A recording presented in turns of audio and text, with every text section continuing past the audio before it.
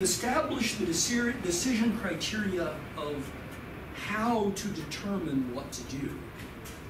We have not yet really addressed, except in tangent here, the question of when to do it. So let's get to the decision criteria of when. In this instance, I found it intriguing that General Morrison chose to speak before he knew whether the people actually were guilty of the thing they were accused of. I think there is courage in that. But one of the things I find is if we rely upon courage, we might find ourselves disappointed. But structure, protocol, and criteria make courage less necessary. If we have agreement in advance, what are the criteria under which we will show people we care, then we don't need to be courageous. We need simply to say, see, we meet these criteria, and therefore you can implement it with less courage, especially courage to stand up to the boss. Boss, you agreed. These are the criteria. Oh, yes, I did. Let's do it. One of the things stakeholders now are pretty comfortable about is the recognition that bad things happen all the time. Bad things happen even to good companies, even to good people, even to good leaders. And just because something bad happened doesn't mean that you're somehow a bad person.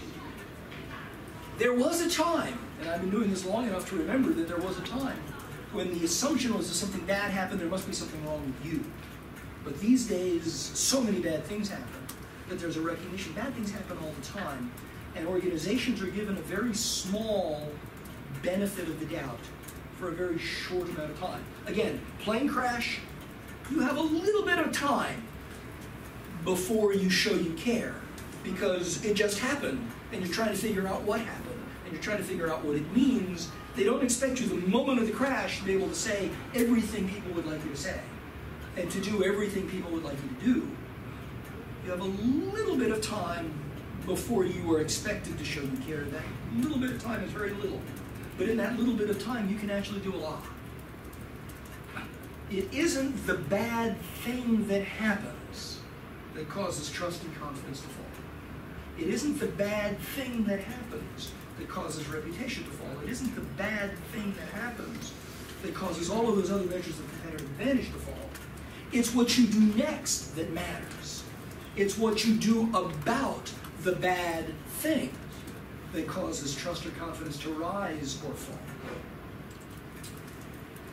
The other thing we know is that as soon as there is an expectation that you show you care, silence when there is an expectation that you show something doesn't help. And it doesn't help in three ways. The first is that silence is seen as not caring, as indifference. The second is that silence allows your critics and your adversaries and the news media and social media to define the nature of the crisis itself, to define your motives, to define your actions. And if the silence persists, then silence invites critics and adversaries to rally others. And that silence, after it persists, is what causes people to call for boycotts, for pickets, for somebody being fired, for investigations. That the longer that silence continues when there is an expectation that you shouldn't care, the more out of control of the situation you become. So knowing that, there are two concepts that govern our understanding of when to show care. The first concept is known as the first mover advantage. And the first mover advantage says, whoever is the first to define the nature of the crisis, whoever is the first to define your motives, and whoever is the first to define your actions controls the interpretation of what happened. And silence gives this first mover advantage to people who don't have your interests at heart.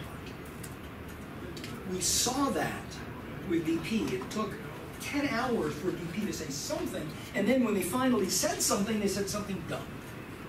So that first mover advantage went to BP's critics. Ideally, we engage our stakeholders and show we care before they're aware of something. The best crises, the best handled crises are those where, to the degree that we need to show we care, we show people we care before they expect us to show them that we care. And then they see that we care, they say, oh, thanks for sharing, and they get on with their lives and they forget they ever heard it. But sometimes we don't have the first mover advantage. Sometimes a plane will crash. Sometimes someone will show up at our office and start protesting, in which case the crisis becomes public before we've had a chance to characterize it. At that point, we've lost the first mover advantage. Then we need to move to the second concept. And that concept is known as the golden hour of crisis response. And it is very similar to what Dom described as that disproportionality that we talked about before the break. And here, in the golden hour of crisis response, we see that principle of disproportionality play out where small delays in showing we care have a very big effect on stakeholder trust and confidence.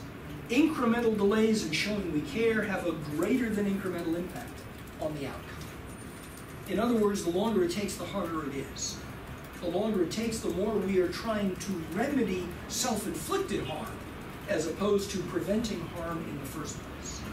And one of the primary arguments for the first mover advantage and for the golden hour is that it is much easier to maintain trust than to restore trust.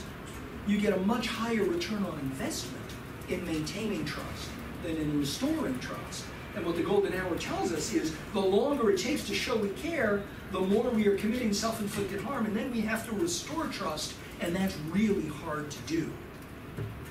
It's far better to maintain trust. So here's how the golden hour plays out, and it's based on an observation of how human beings interact together through social media, through mainstream media, in an environment of texting and tweeting and of Facebook and of YouTube. There are moments in the cycle of human interaction on the news and of social media where we have an opportunity to control a narrative, where we have an opportunity to show we care, and that showing we care becomes the defining narrative. But if we miss that moment in that cycle of human interaction, it gets harder and harder. Here's the way I'd like you to think about it. We call it the rule of 45 minutes, 6 hours, 3 days, 2 weeks, ... And what this rule says is that if a crisis becomes public before you have an opportunity to show you care, if the crisis becomes public before you have an opportunity to show you care, but you can show you care within 45 minutes, that's that momentary benefit of the doubt. Nobody really expects you to show you care in those first 45 minutes. They're just curious about what happened. Very few people know about the crisis. Very few people have begun to form any judgments about you in the crisis. And if, in this 45-minute cycle, you can show you care sufficiently, even if the event remains public, trust and confidence will remain, and your risk of losing trust and confidence will diminish back down to close to zero. But if you miss the first 45-minute window, the next 45 minutes won't help you. People start tweeting, if people start Facebooking, if people start sharing and then trending, if people start sharing videos and start texting each other, if employees start to wonder what the heck's going on at the company, you're going to have many, many more people now knowing about the crisis. They're going to begin to form judgments about you and ask, why aren't they doing anything? Why aren't they saying anything? And even if an hour and a half into the crisis becoming public, you show you care, there's so much stuff already out there that you have to catch up with that it just takes time before you can resolve it. But if you can resolve it effectively, within 6 hours, the risk will diminish to close to zero. But if you miss the 6-hour window, if it makes it onto the evening news, if it makes it into the morning paper and the evening websites, and all of the social media commentary about the evening news and the morning paper, then you're going to have 3 days of really bad visibility. And this is the moment where not only do lots of people know about you, but this is where the opportunists start taking advantage of your silence. This is when there are calls for pickets, for boycotts, for petitions, for investigations, for people to be fired. This is where the expectation, what's wrong with them? Why aren't they saying anything? This, by the way, is what happened with Tony Hayward. He didn't arrive until here. And once here, he didn't say the right things, and as a result, it got worse and worse. And if, after a day and a half, you show you care, there's so much stuff already out there, it just takes time to catch up before it resolves.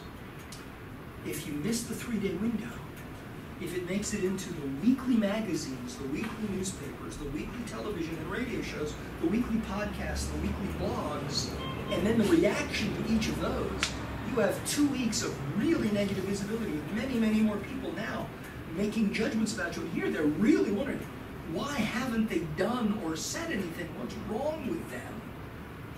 And if after a week you show you care, there's so much other stuff out there, it just takes time to catch up. And if you miss this window, then it's going to be all you all the time. It's going to be like Tony Hayward on day 39. And at this point, somebody's going to lose their job.